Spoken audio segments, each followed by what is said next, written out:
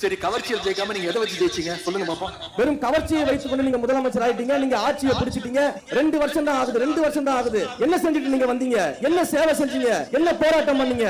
சரி, திரும்பவும் கேட்கிறேன், அண்ணன் என்ன சுதந்திர போராட்ட தியாகியா? அண்ணன் என்ன பண்ணிட்டு இருந்தீங்க? சுதந்திரத்திற்காக செத்து விட்டாரா?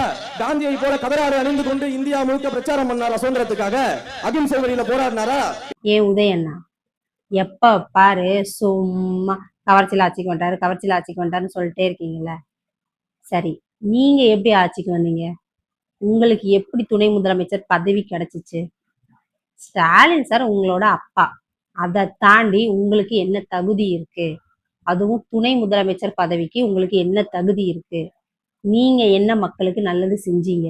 விஜய் சாராவது நிறைய நலத்திட்டங்கள் பண்ணி மக்களுக்கு நிறைய உதவி பண்ணி அதுக்கப்புறம் எலெக்ஷன்ல நின்று அவர் வின்னும் பண்ணிட்டாரு.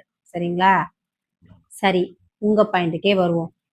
அவங்க கவர்ச்சியில ஆட்சிக்கு வந்துட்டாங்க, அவரும் முதலமைச்சரும் ஆயிட்டாரு.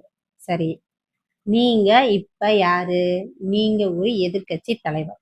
எதிர்கட்சி தலைவரோட வேலை என்ன? ஆளுங்கட்சி ஏதாவது தப்பு பண்ணா அதை சுட்டி காட்டி சொல்லணும், ஏதாவது நல்லது பண்ணா அதை பாராட்டி சொல்லணும். ஆனா நீங்க என்ன பண்றீங்க? அவர் பண்ற தப்ப மட்டுமே சுட்டி காட்டி பேசுறீங்க. அவர் ஆட்சிக்கு வந்து இந்த 1 மாசத்துல எவ்வளவோ நல்லது பண்ணியிருக்காரு, அதை பத்தி எங்கேயாவது சொல்றீங்களா?